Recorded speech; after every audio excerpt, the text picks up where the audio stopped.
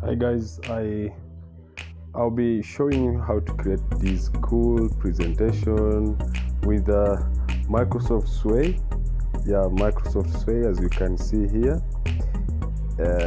Guys, as much as you have been working around office environment, you must have come across PowerPoint, Microsoft PowerPoint, where you've been creating cool presentations like sales reports, like maybe in chart you're creating the slides and then some verses appear there. So everything has been so cool, so fine.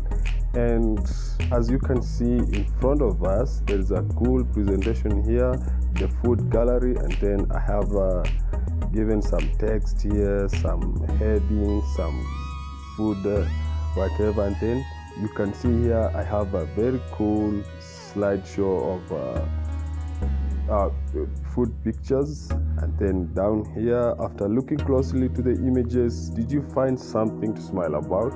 Of course, as if you want me to take you through this, I will be showing you how to create this cool presentation using Microsoft Sway for free. Thank you guys for watching. See you next time as we embark on our journey of creating this cool looking presentation with Microsoft Sway for free.